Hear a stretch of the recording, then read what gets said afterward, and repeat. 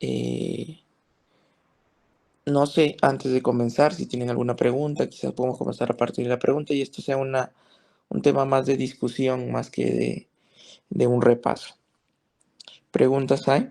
Entonces yo siempre les digo a todas las personas que empiezan con anomalías del trabajo de parto, tienen que hablar, perdón, voy a ver si comparto un rato la pantalla.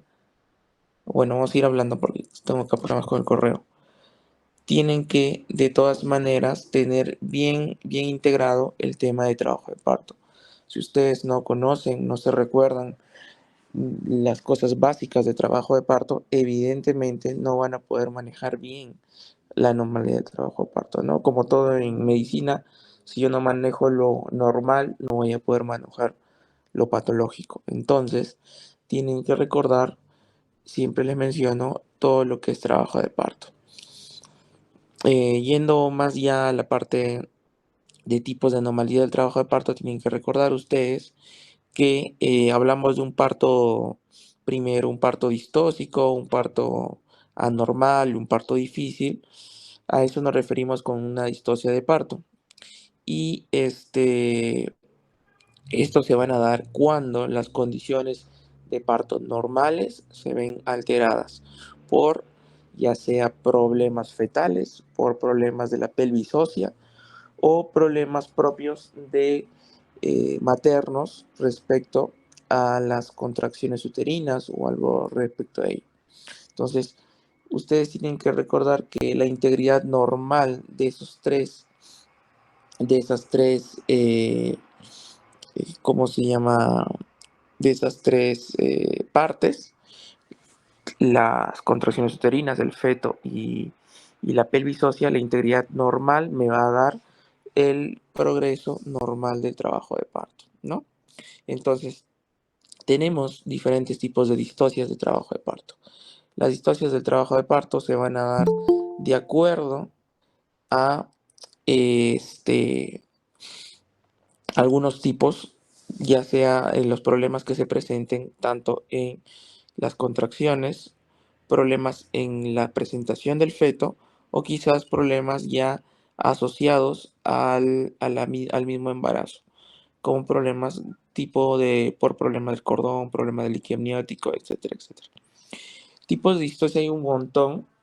Cualquier circunstancia que genere que el trabajo de parto sea anormal, a eso le vamos a llamar o denominar distosia de trabajo de parto. Entonces, por ejemplo, si yo tengo una mamá local, lo más clásico, que la tengo ponderando con un peso de más de 4 kilos, es muy probable que este bebito me haga una distosia del trabajo de parto, producto de que este bebito es macrosómico. Entonces, al ser macrosómico va a tener dificultad al pasar por la pelvis ósea y evidentemente vamos a tener dificultad a la salida del bebé.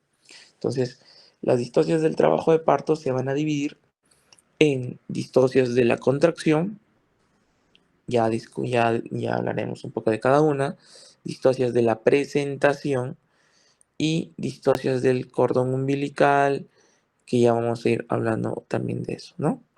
Entonces, siempre les recuerdo también otro tema, otro, otra definición muy importante, es que eh, la proporción fetopélvica ha cambiado en mucho tiempo. Antes se creía simplemente que lo contrario, la desproporción fetopélvica solo se refería a la alteración en el feto y la pelvis, pero se refería en el cuanto a las proporciones, o sea, si uno era más grande o si el otro era más angosto.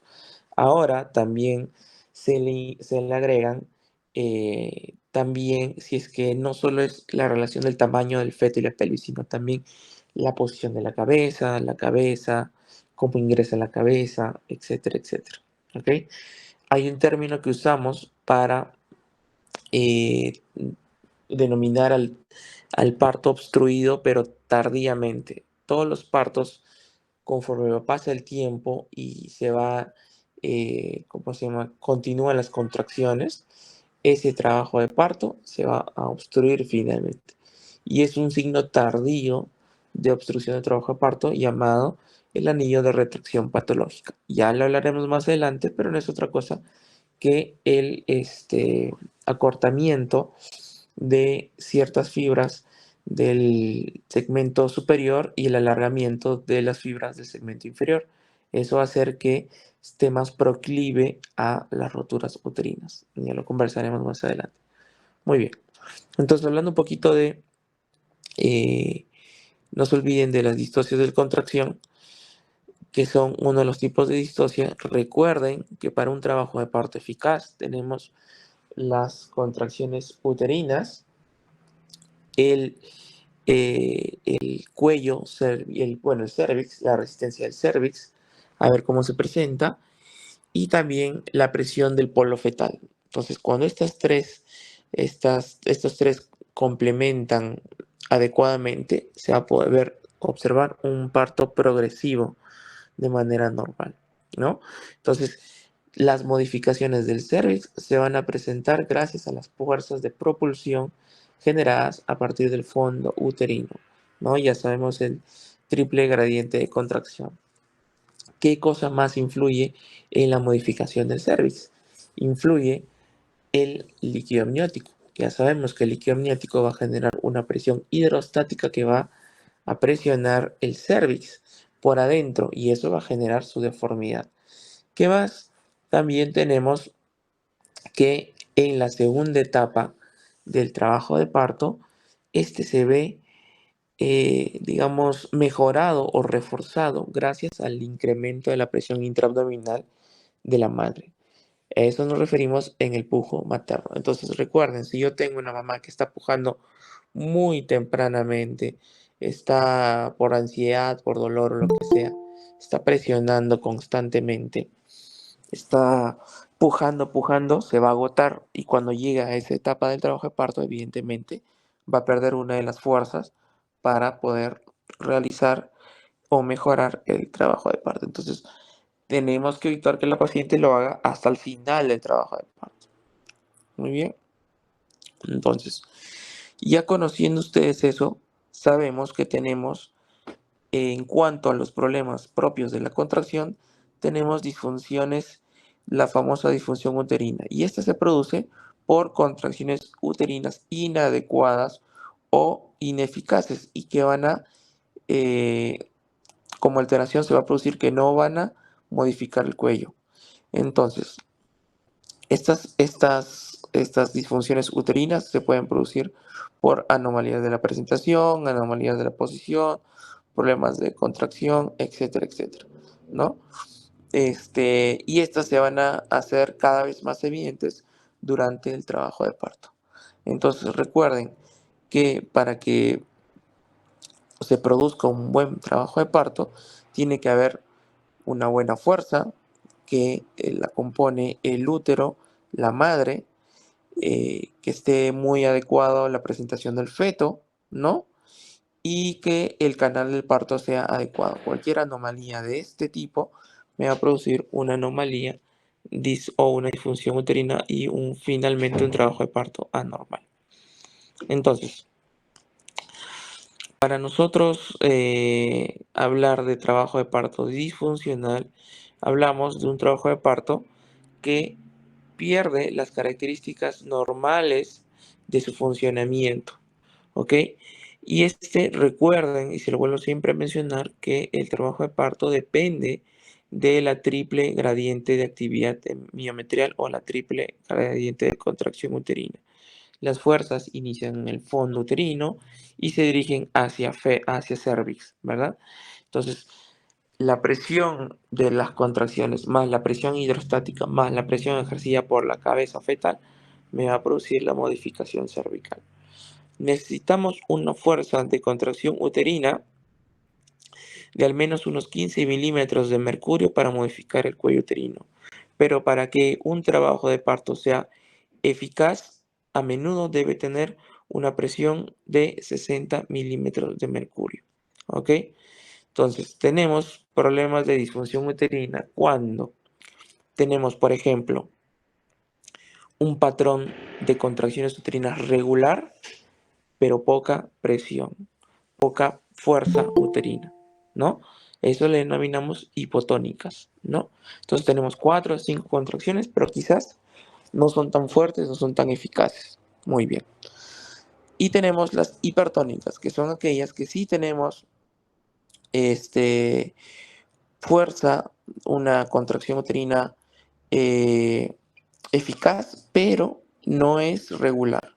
La tenemos de inicio en el fondo, la tenemos de inicio en la mitad del útero, la tenemos de inicio en otra parte y esto evidentemente no me va a producir cambios cervicales. ¿Ok?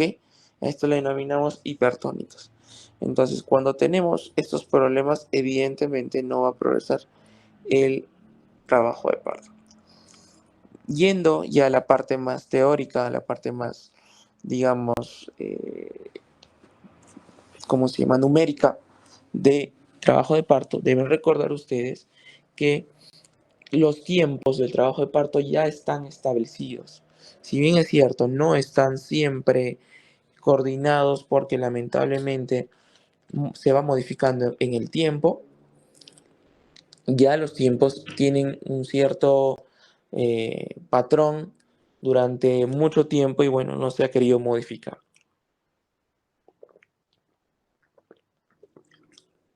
Esto es muy variable, no necesariamente se va a presentar, pero para temas académicos tienen que eh, quedarse con lo que ya está establecido en el Williams, ¿no? Entonces, por ejemplo, ya sabemos nosotros que un trabajo de parto en fase latente, ¿no? Cuando tenemos un trabajo de parto de 0 hasta dilatación 4 o menor a 4, ¿ok? Tenemos que se denomina fase latente y que recordar que la fase latente tiene un tiempo, si es primípara o nulípara, perdón, o si es una multípara. Entonces ya sabemos que las nulíparas pueden demorar su trabajo de parto de 18 hasta 20 horas. En cambio, las multis pueden durar de 14 a 16 horas. Entonces, una fase latente prolongada, vamos a hablar cuando justamente esta fase latente dura más de 20 horas en las nulis y más de 14 horas en las multis. Recuerden, eso ya está establecido, entonces no va a ser modificado actualmente. Eh, el trabajo de parto se va también hablar en la fase activa. Nos recuerden ustedes que en la fase activa teníamos que había una progresión por cada hora y había este, para un descenso también por cada hora, ¿no? Recuerden que en las primigestas, en las nulíparas, como también le quieran llamar, la fase activa progresa de 1.2 centímetros por hora. En cambio, en las multigestas, 1.5 centímetros por hora. En cambio, en el descenso es 1 centímetro por hora y en las multis 2 centímetros por hora. Eso lo deben tener súper claro, porque los retrasos se van a dar cuando los tiempos se exceden por encima de lo que estamos conversando.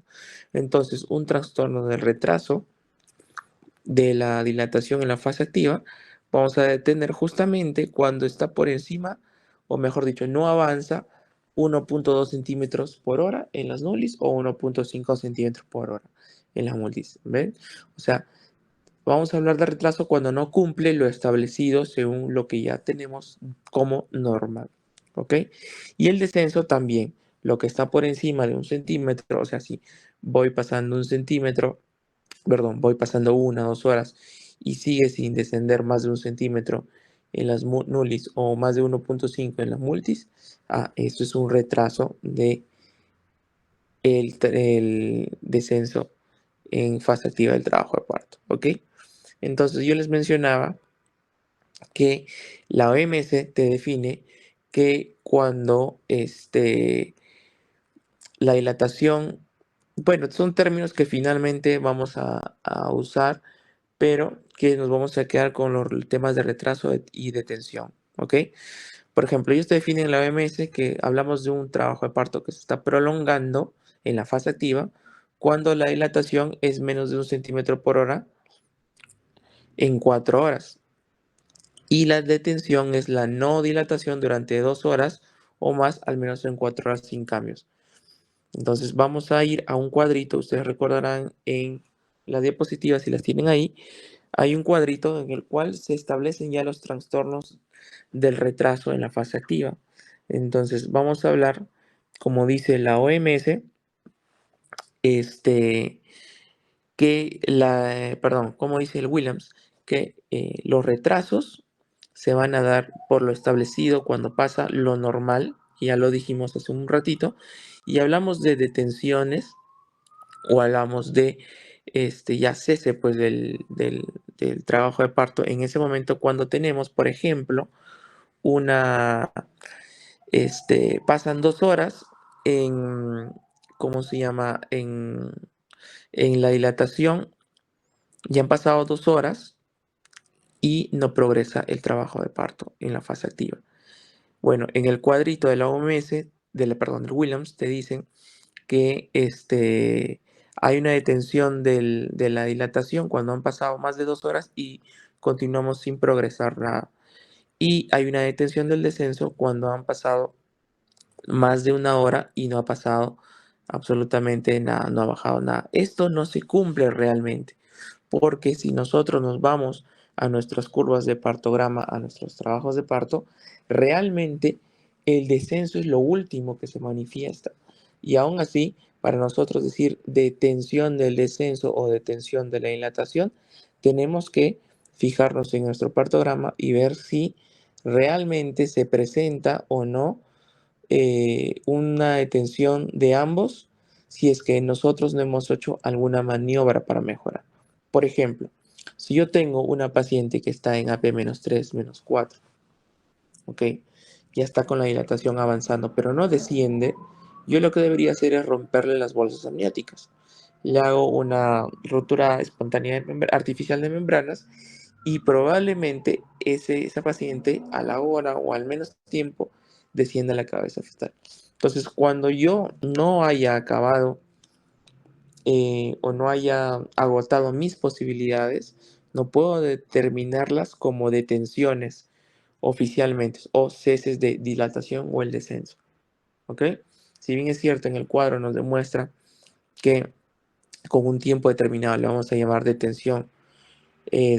Detención ya hablamos de cese, entonces no necesariamente se va a presentar así. Yo les decía que finalmente en la realidad no se pega tanto a lo que menciona a los libros, ¿ok?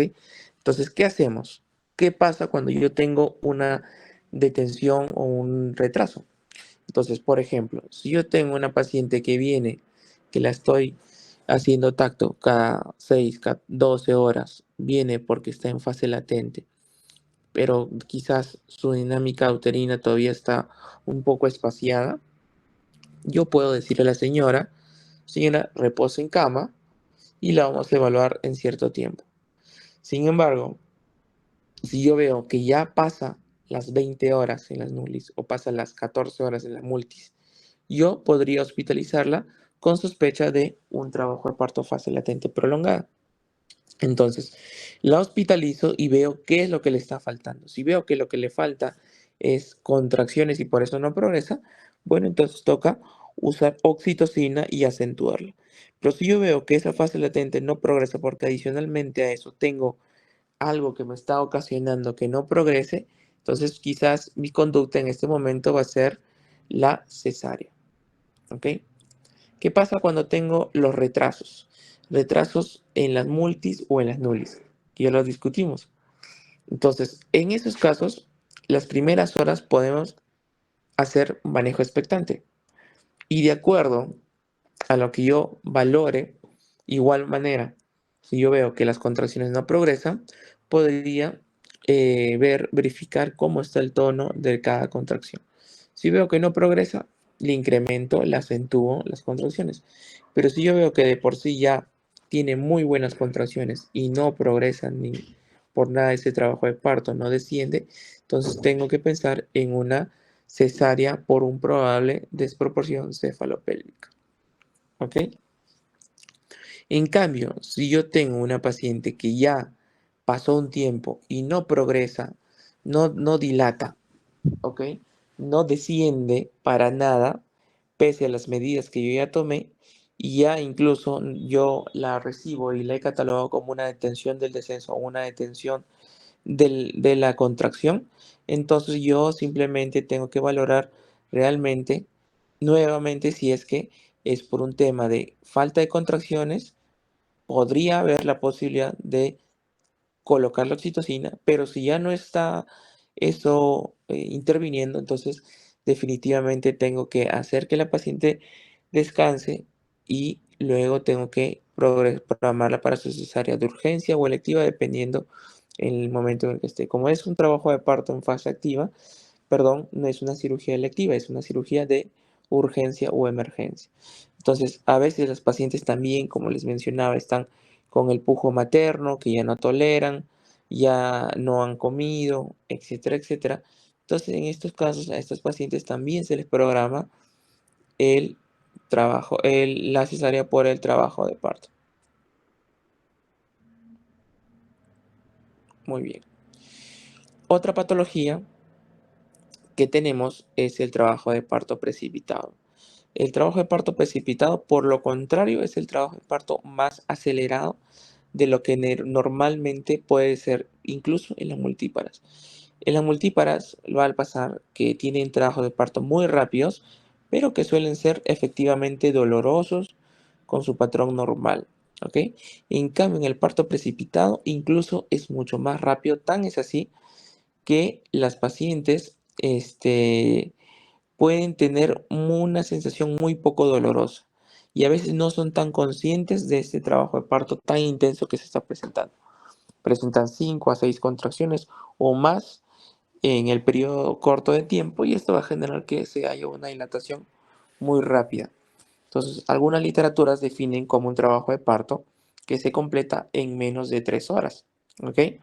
Según la intensidad del trabajo de parto y la expulsión, porque el problema con el trabajo de parto es que se presenta con tanta fuerza que al pasar el canal del parto, pues puede producir lesiones del canal del parto o producir lesiones propias en el feto durante su paso por la pelvis ósea. Entonces, por eso su importancia. Este, Son de alto riesgo de hemorragia postparto, embolia del líquido amniótico y se han relacionado también a DPP, meconio y Apgar bajo al nacer. Entonces hay que tener mucho cuidado con los trabajos de parto, ¿no?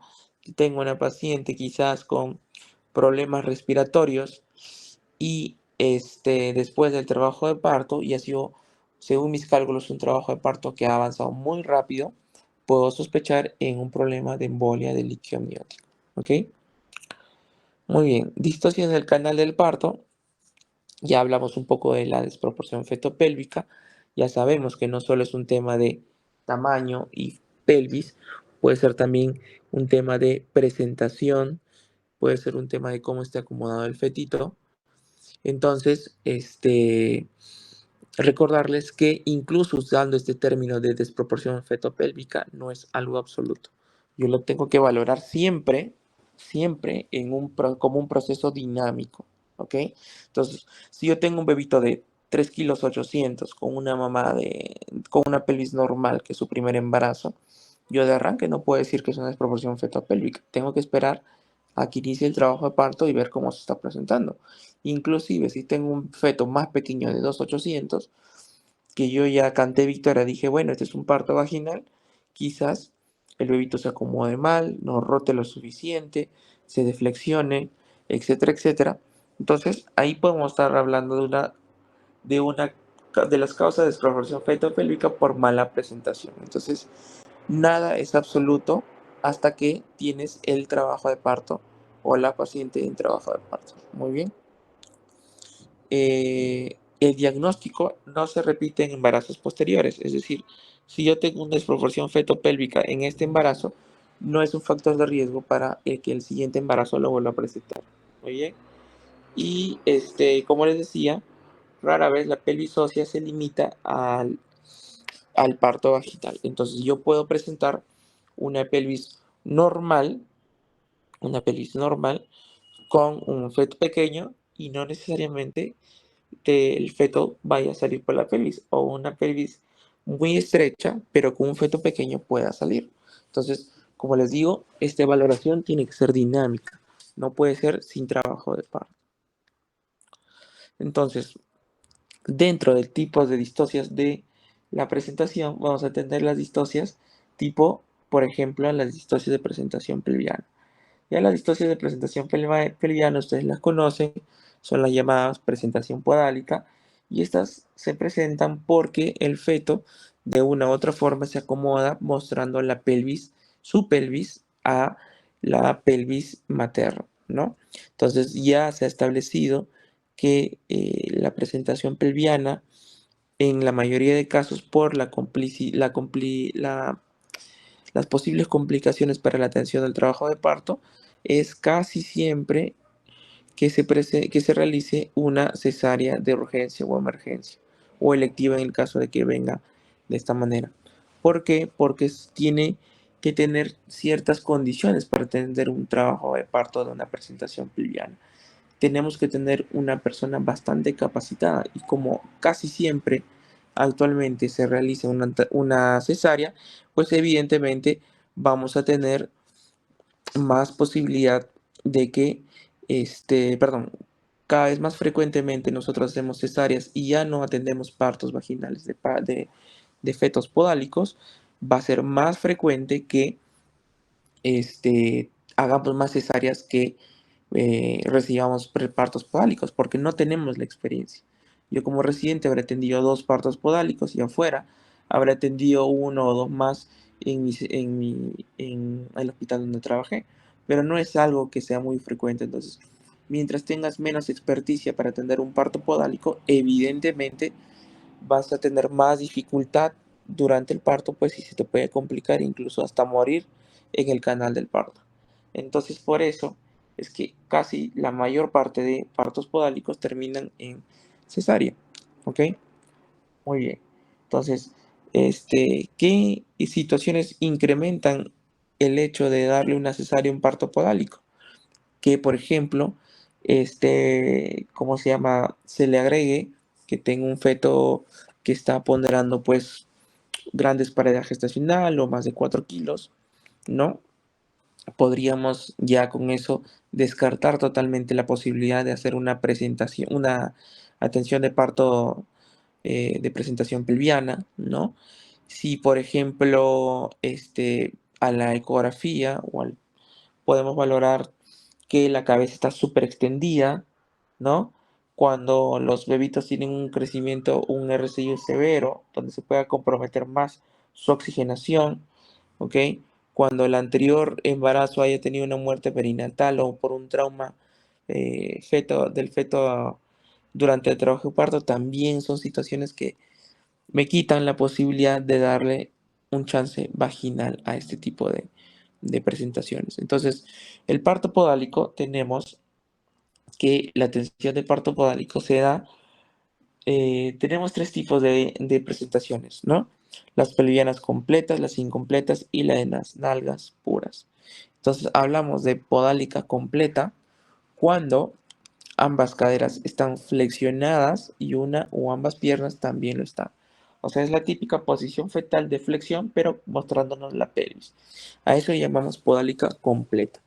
Y la incompleta sería justamente cuando una de estas extremidades inferiores sale por el canal del parto.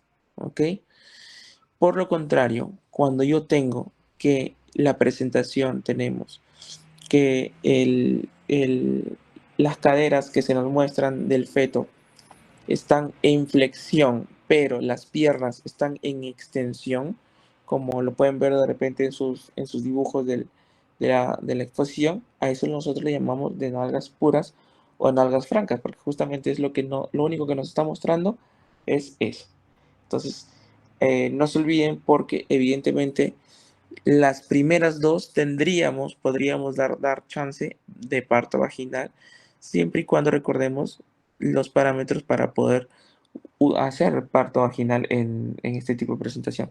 Sin embargo, la tercera, la podálica incompleta, pues es alto riesgo de fracturas, es alto riesgo de laceraciones, del feto, etcétera, etcétera. Por lo tanto, este es para cesárea, la podálica incompleta.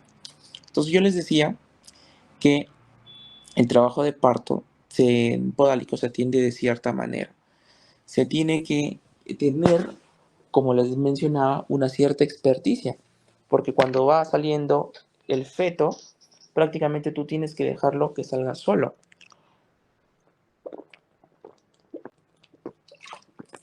El feto, cuando, así como ustedes evidencian o evalúan o han visto los trabajos de parto normales, en donde las contracciones uterinas gestionan más el pujo materno, la salida del feto de manera normal,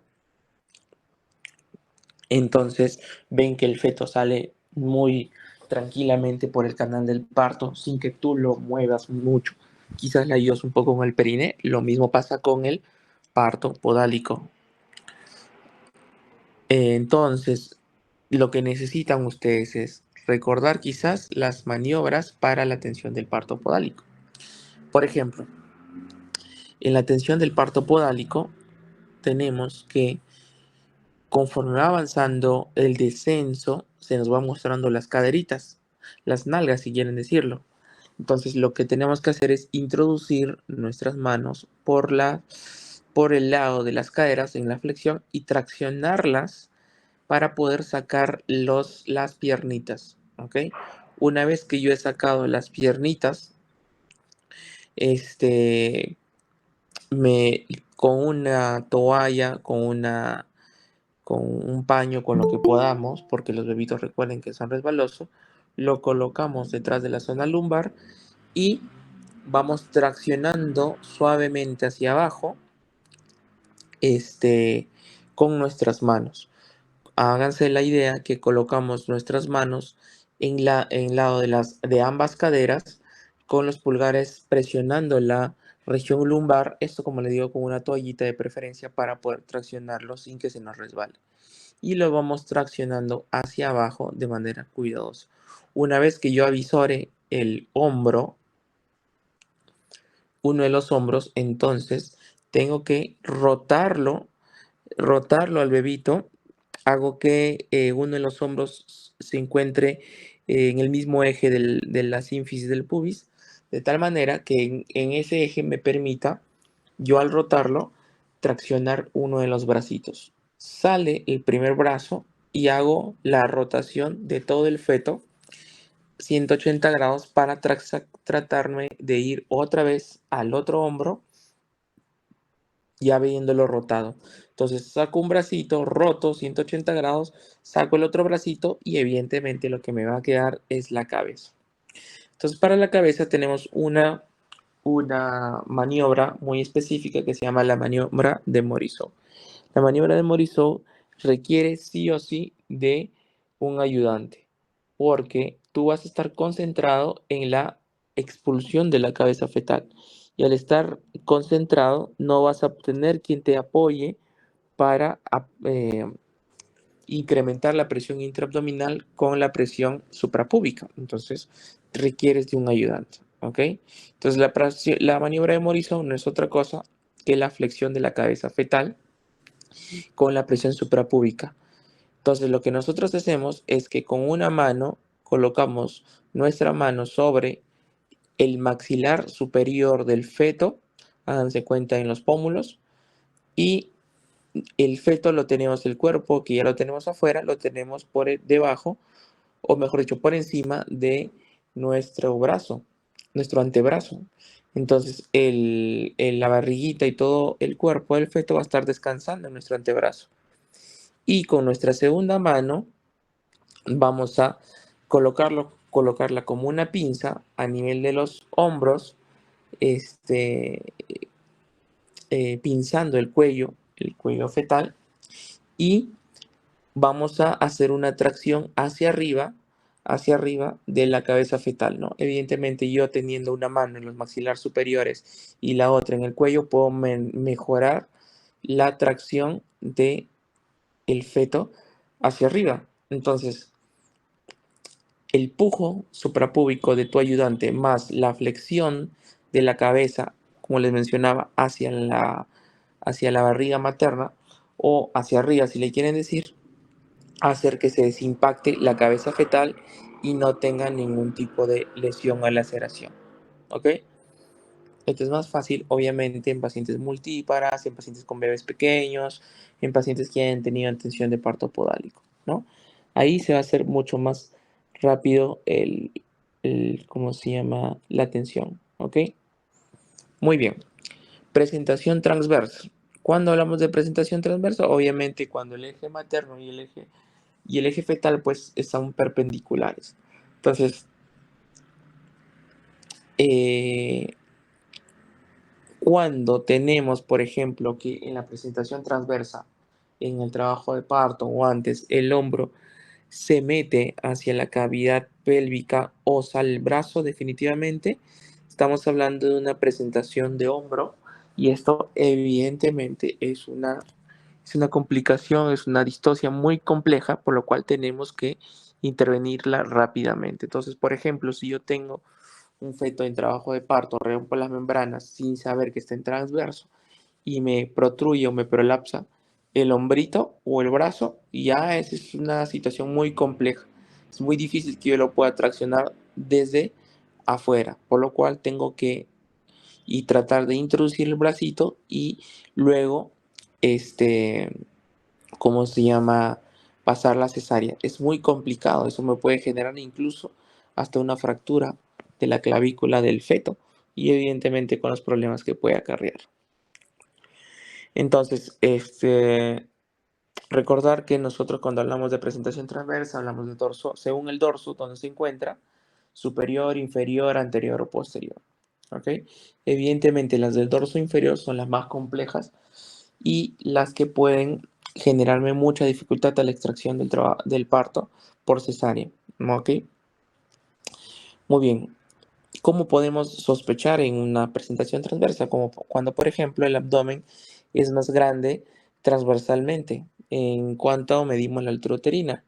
El polo cefálico lo palpo yo en alguna de las crestas ilíacas. ¿Ok? En algunos casos, en pacientes muy delgadas, se puede palpar la parrilla costal de manera transversal. Y bueno, ya sabemos que se pueden deber a causas como, por ejemplo, placenta previa, multiparidad, anatomía uterina normal, algo que haga que el fetito digamos, tome este tipo, esta presentación producto de estos factores de riesgo que mencioné. Entonces, si progresa un trabajo de parto en una paciente con feto en transverso, se rompe las membranas y protruye el hombro, por ejemplo, entonces el útero va a tratar de vencer como sea, a como dé lugar, la presentación y va a tratar de hacer su evacuación. Esto va a hacer que la, ¿cómo se llama? Las fibras del miometrio, las fibras del segmento superior del miometrio se, se retraigan y las fibras del segmento inferior, lo que correspondía más específicamente a las del cuello uterino, se enlonguen. De tal manera es que las fibras superiores se retraigan y las fibras inferiores se enlonguen. De esta forma, vamos a tener que vamos a tener un segmento uterino muchísimo más adelgazado con posibilidad de rotura uterina en el parto o la cesárea. Por eso es que hay que tener muchísimo cuidado con estos fetos, con este tipo de presentación. Muy bien, a eso le llamamos el famoso anillo de retracción patológica. Presentación compuesta es cuando una de las extremidades o ambas se encuentran delante de la presentación del feto, ¿no? Puede estar arriba, puede estar al costado, puede estar al frente, la manito, por ejemplo, y por esa presentación no contraindica ¿cómo se llama? La salida del parto vaginal. Sin embargo, a veces pueden ocurrir de tal manera que sea muy dificultoso poder atender el parto. Entonces, a veces toca meter la mano en en el canal vaginal y tratar de empujar esa extremidad para que deje de ser la presentación compuesta, ¿no? Otra cosa muy importante es la evaluación de las deflexiones. Las deflexiones es otro tipo de anomalía de la presentación que ustedes ya deben recordar en cómo se presenta. Entonces, los bebitos normalmente tienen un grado de flexión y el cual nos muestran el occipucio, la parte posterior, la fontanela posterior de ellos. En cambio, conforme van flexionando, o mejor dicho, deflexionando su cabeza, se van presentando los famosos grados de flexión del feto. Entonces, cuando me muestra, por ejemplo, la brecma o el sincipucio, entonces vamos a hablar como de flexión de primer grado y ahí todavía podemos dar chance de parto vaginal. Cuando me muestra la nariz, entonces ahí me está mostrando un diámetro más grande de lo normal, el diámetro occipito-mentoniano que mide aproximadamente 13.5 centímetros y evidentemente ese es más difícil que salga a través de la cadera, de la pelvis, perdón. Por lo cual nosotros habitualmente decimos que ese diámetro va a ocasionar una cesárea de urgencia. Y si tenemos una flexión de tal punto que se nos muestra el mentón, esto le llamamos también de flexión, presentación de cara, tenemos el diámetro segmento bregmático, creo si no me equivoco. Vamos a tener que en esa paciente se nos va a mostrar un diámetro de 11.5 centímetros que es compatible con la pelvis ósea, por lo cual podríamos darle chance de parto vaginal. En la vida, habitualmente nosotros solo le damos posibilidad a la deflexión de primer grado. Deflexión de segundo y tercer grado ya son pacientes que van definitivamente a sala. ¿Ok? Recuerden que mientras más estirado esté el feto, el cuello fetal va a ser más difícil y probablemente hay una posibilidad de lesión del plexo raquídeo a la hora de la extracción. Muy bien. El asinclitismo justamente es la equidistancia. El sinclitismo es la equidistancia entre el parietal, entre la sutura sagital y la sínfisis del pubis me da una distancia y la otra distancia entre la sutura sagital y el sacro me va a dar otra distancia. Estas distancias deberían ser iguales, ¿ok? Entonces, imaginemos el feto que está descendiendo. Nos vamos a encontrar en un plano, con el plano sagital, que lo traduce la sutura sagital, y si hay una distancia igual entre el promontorio y la sutura sagital del feto y la sutura sagital del feto y la sínfisis del pubis son diámetros similares o iguales, a eso le vamos a llamar sinclitismo. Si por el contrario esta sutura sagital se me hace posterior o se me hace anterior, vamos a llamarlas asinclitismo. Entonces, vamos a su denominación de asinclitismo anterior o posterior, la va a denominar finalmente el parietal que se expone. Entonces, si yo tengo una sutura sagital que se hace posterior, lo que me va a mostrar a mí es el parietal anterior. Entonces, el tipo de asinclitismo va a ser anterior.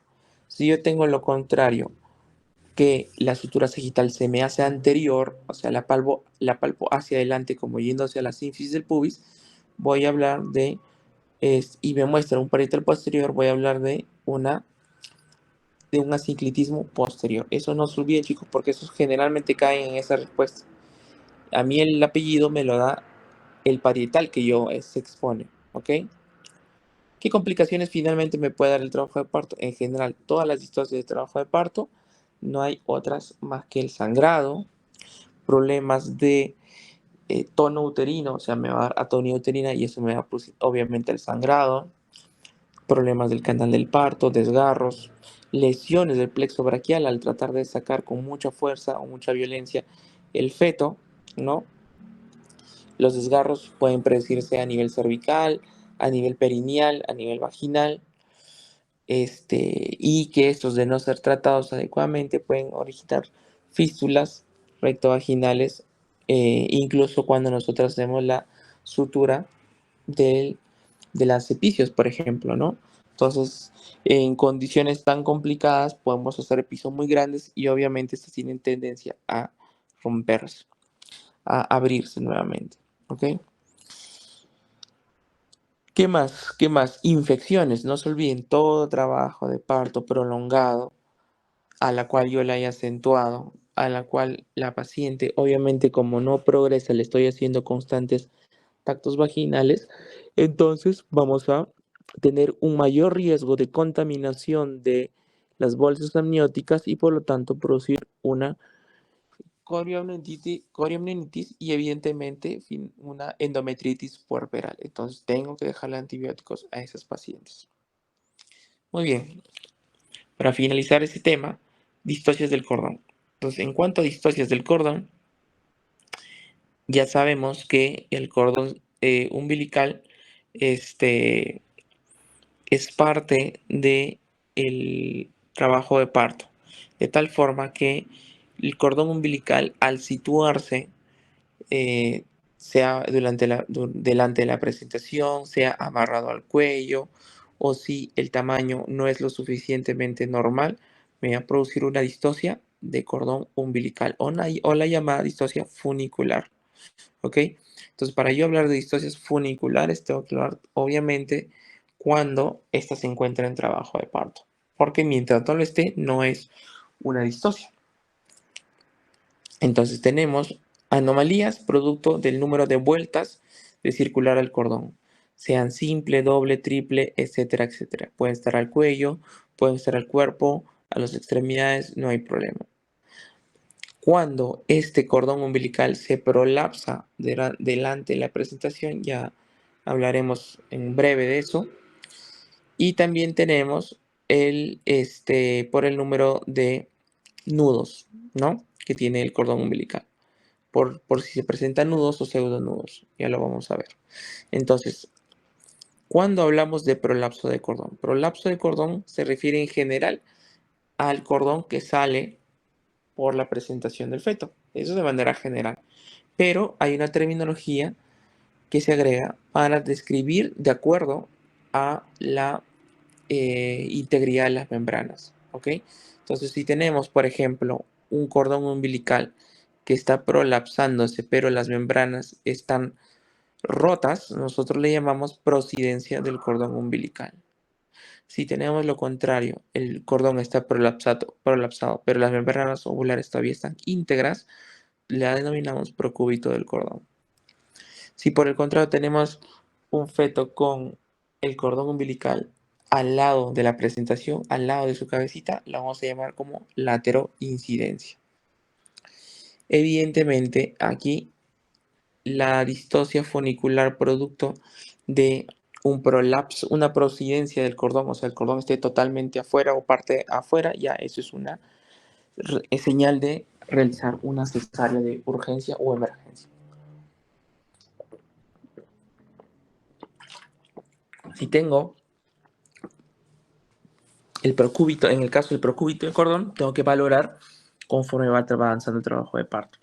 Pero generalmente en el caso del procúbito, yo lo puedo palpar a través de las membranas, puedo palpar la pulsatilidad del cordón umbilical y quizás decir, bueno, entonces si no se puede movilizar, si yo no puedo hacer alguna maniobra para retirar el cordón umbilical de esa zona, pese a que no están las membranas rotas, probablemente también termine en cesárea, ¿no? En caso de la lateroincidencia no hay tanto problema porque el problema en los otros dos es que la cabeza fetal al salir me va a comprimir el cordón umbilical prolapsado y entonces obviamente me va a generar periodos de asfixia en el feto. De acuerdo al número a la longitud del cordón umbilical, tenemos que recordar que el cordón umbilical mide entre 30 a 70 centímetros. Entonces, lo que mida menos de 30 centímetros vamos a llamarlo como cordón breve. Y evidentemente, si yo tengo una paciente con trabajo de parto con un cordoncito de 30 centímetros, a la hora que éste va a tratar de salir, pues no va a ser adecuadamente. Y es más, hay riesgo de que yo al traccionarlo rompa el cordón umbilical. Entonces es de mucho cuidado y hay que tener en cuenta que los cordones breves son potencialmente peligrosos y que van a tener que terminar en cesárea. Ahora, que sea sencillo de visualizar, eso es bien difícil mirar en la ecografía cuánto pueda medir un cordón umbilical. ¿Ok? Y por el contrario, los cordones umbilicales de más de 100 centímetros, o sea, de 1 metro, se asocia sobre todo a enredamientos a nivel del cuello, a nivel de los brazos, a nivel de la barriga, etcétera, etcétera. Y evidentemente me van a producir o van a tener más riesgo de los famosos prolapsos de cordón umbilical. Luego tenemos los famosos nudos. Cuando tenemos, por ejemplo, un cordón nuevamente enlongado, muy largo, puede ser que el bebito cuando está que se da vueltas de un lado al otro se termine enredando y se termine formando un nudo verdadero. Evidentemente, durante el trabajo de parto, la tracción de ese cordón por el descenso de la cabeza fetal me va a producir que se ajuste ese cordón y evidentemente se produzca un, un periodo de asfixia, ¿no? Por eso es importante valorar los nudos. Y bueno, también tenemos los pseudonudos, que eso simplemente es engrosamiento producto de un exceso de la gelatina de Wharton. Entonces, eso no es patológico, no es distóxico y simplemente se continúa el trabajo de parto. A veces también, recordando ustedes eh, ¿cómo se llama? Su clase de base previa, que es la hemorragia del segundo trimestre, podemos visualizar eh, a veces los vasos que fluyen a través de las membranas y que se pueden visualizar por el cuello uterino. Evidentemente, cuando la cabeza fetal choque con esos vasos, me va a disminuir el flujo sanguíneo al feto y además me va a producir de continuar ser un cuarto desgarro canal, perdón, desgarros de estos vasos y me va a producir una hemorragia masiva. Por eso es que también son parte de las distocias propias de las membranas amnióticas. Muy bien, chicos, eso es respecto a lo que es trabajo de parto anormal. No sé si tengan alguna pregunta hasta allí.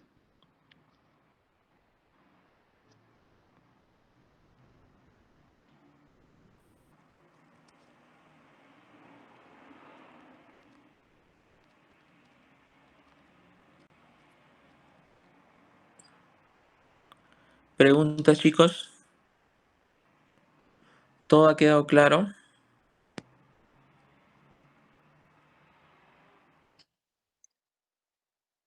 Ok, entonces, este, a ver, ¿qué les pueden preguntar? No sé, en cuanto a distocias, lo más típico que les pregunten es, no sé, que si una gestante tiene un bebito macrosómico, cuáles son sus conductas, ¿no? Si es multípara, si es nulípara, si por ejemplo si las membranas se rompieron, si no se han roto, cuál va a ser su conducta en el trabajo de parto, cómo lo van a manejar, ¿no? Por ejemplo, si yo tengo un feto, un embarazo donde tengo una gestación con contracciones uterinas, pero no son tan eficaces y evidentemente ya tengo ciertas horas y no avanza este trabajo de parto, bueno, pues evidentemente tengo que valorar su dinámica uterina. Y para yo valorar la dinámica uterina, no se olviden, tengo que valorarlo mediante la clínica. Tengo que valorarlo clínicamente a ver si realmente me está haciendo una gran cantidad o poca cantidad de contracciones en un cierto periodo de tiempo, ¿no? Y aparte de eso, tengo que valorar qué tanta intensidad son esas contracciones.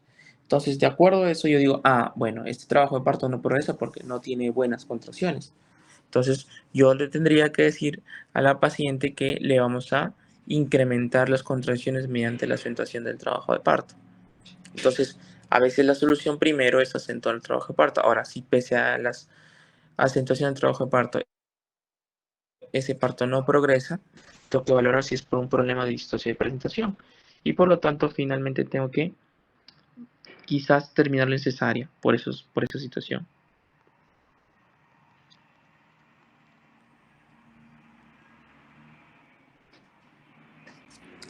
Bueno, después, eh, ¿cómo se llama?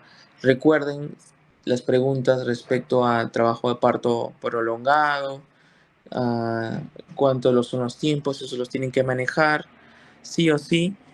Acuérdense la parte fisiológica, lo normal. Si la parte fisiológica se acuerdan bien hasta ahora, yo creo que no van a tener problemas con las respuestas de trabajo de parto prolongado, ya sea la fase latente o de la fase activa. Porque eso también es un criterio para definir si la voy a acentuar o si la voy a terminar en cesárea. ¿Ok?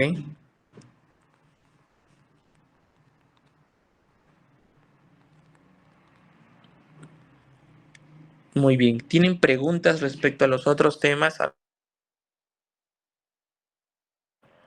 ¿Algo quieran mencionar respecto a eso?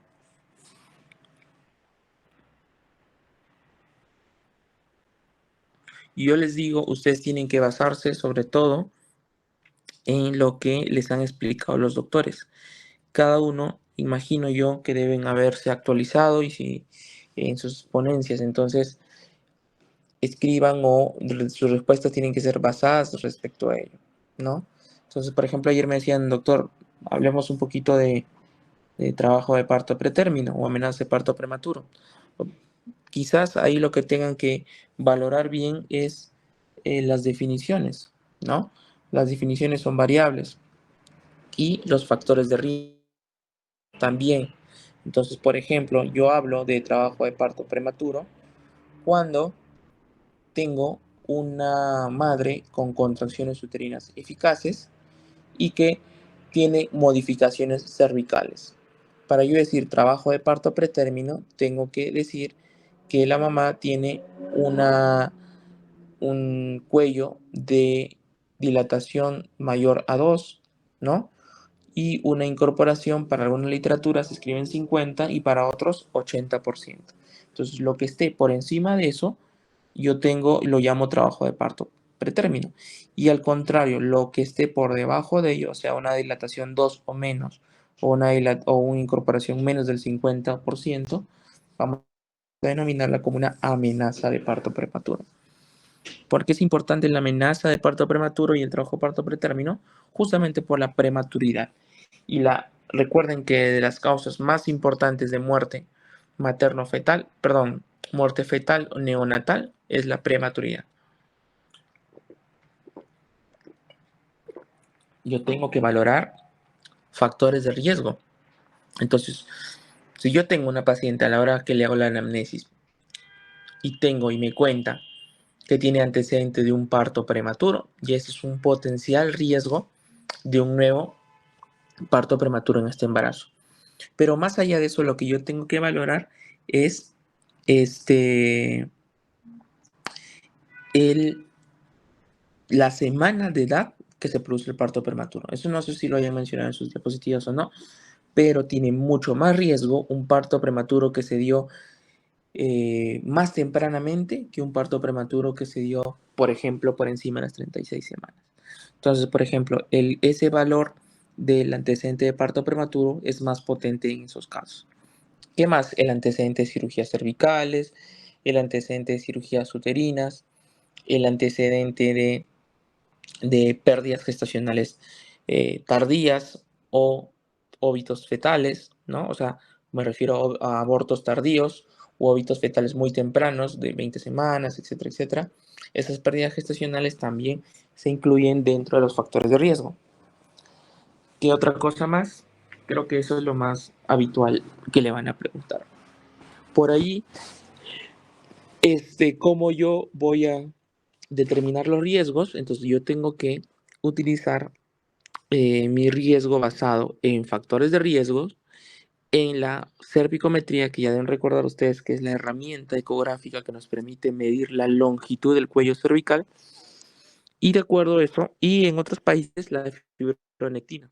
Entonces, yo valoro el riesgo, el bajo riesgo o el alto riesgo de parto prematuro bajo estas indicaciones. Entonces, si yo tengo un cuello cortado en una mamá con esos antecedentes, yo voy a tener que decir que la mamá tiene un alto riesgo de parto prematuro. Y por lo tanto, tengo que hospitalizarla, quizás hacerle tocólisis para la maduración pulmonar, si es que está prematuro, evidentemente, ¿no? O tener que tener otra conducta si es que darle antibióticos porque presenta una infección, qué sé yo. Entonces, este, yo tengo que hacer un manejo multidisciplinario y valorar qué es lo que me está causando el trabajo de parto prematuro o las contracciones antes de tiempo. Habitualmente son las infecciones, entonces tengo que estar detrás de las pacientes, viendo qué es lo que le pasó. Recuerden que el embarazo gemelar también es un factor de riesgo de por sí solo, entonces los embarazos gemelares por lo general son prematuros, por lo cual tienen que hacerle un seguimiento para ver que no vayan a terminar en parto pretérmino. Hay que hacer una cervicometría cada cierto tiempo y valorar pues que el grado de madurez de cada bebito, por si tenga que culminarse el embarazo. Entonces,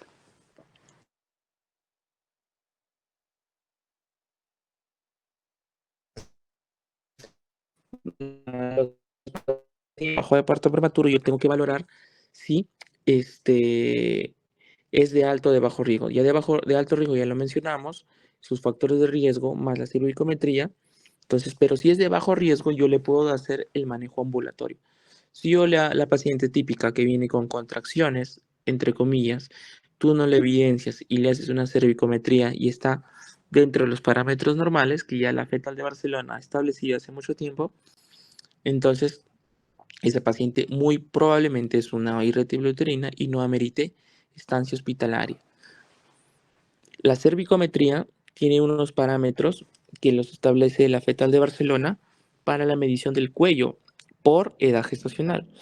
Entonces tenemos que una edad gestacional menos de 28 semanas debería estar ese cuellito en más de 25 milímetros. Entre las 28 y 32, más de 20 milímetros y en más de las 32, más de 15 milímetros. Tal es así que yo tengo un cervix, una longitud cervical menor a lo que yo les he comentado de longitud cervical normal, entonces voy a decir que ese cuello está acortado y por lo tanto es un alto riesgo de parto prematuro. Por eso es la importancia de medir el cuello uterino.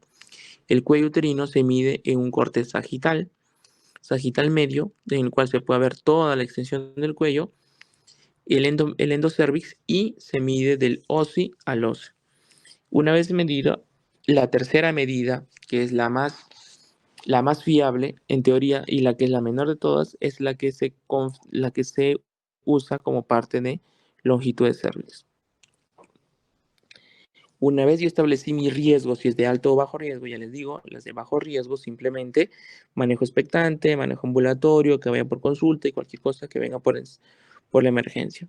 Pero en cambio, las que son de alto riesgo, a esas pacientes les tengo que hacer un seguimiento, ya sea de manera ambulatoria, si es que solo le encontré el cuello cortado sin dinergotrina, y las hospitalizo. Si las hospitalizo, yo tengo que ver la edad gestacional en la que se encuentren. Y de acuerdo a la edad gestacional, si es menos de 34, ya saben que tengo que iniciar maduración pulmonar. Y si es después de las 34,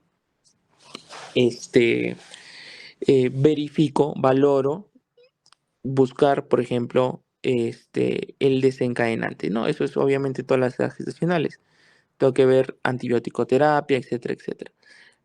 No se olviden que la tocólisis solo es para retrasar el parto para poder yo brindarle la maduración pulmonar.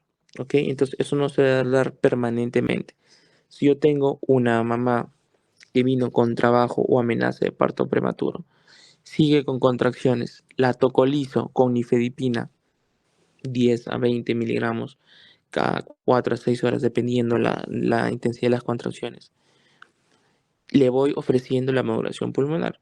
Una vez que culmine la maduración pulmonar, si tengo las condiciones adecuadas, yo debería culminar ese embarazo, puesto que es un riesgo potencial para el feto continuar con un trabajo de parto prematuro.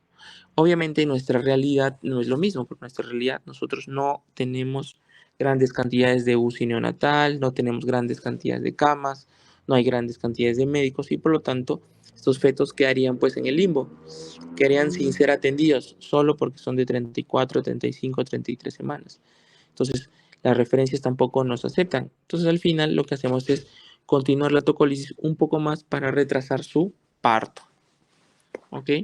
Entonces, y finalmente, trabajo de parto puede ser parto vaginal o parto cesárea. No se olviden, depende de las condiciones del embarazo. Si yo tengo una paciente que tiene condiciones de parto vaginal y está en trabajo de parto prematuro, ya arrancó,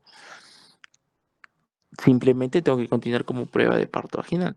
Si por el contrario, la paciente, no sé, pues viene en podálico, viene en transverso, lo que sea, alguna anomalía de la presentación, y ya arrancó trabajo de parto, lamentablemente vamos a tener que culminar el embarazo por vía cesárea, ¿no? Eso es lo principal. Entonces no se olviden de buscar la etiología, la etiopatogenia, los factores de riesgo y hacer la cervicometría para el trabajo de parto prematuro. No sé si hay preguntas sobre el trabajo de parto prematuro, eso creo que es más breve. Yo creo que ahí depende mucho de qué más les hayan explicado para complementar o no.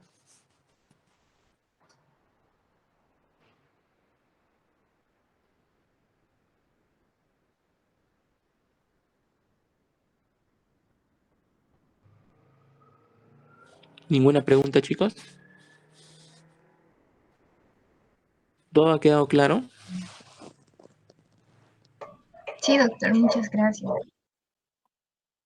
Bueno, entonces yo creo que pues aprovechen estos 2 días que les queda para que puedan estudiar, revisen bien, lean bien las preguntas, no se olviden de que igual a veces nosotros podamos decir información relevante, actual, pero para temas académicos va a depender mucho lo que dice la diapositiva, ¿no? Lamentablemente. Para que puedan basarse también en las respuestas y por ahí también alguna de las diapositivas está mal, tienen que tener un buen sustento bibliográfico, así que tengan mucho cuidado con eso. ¿Ok? Bueno chicos, yo creo que por hoy dejamos ahí el repaso.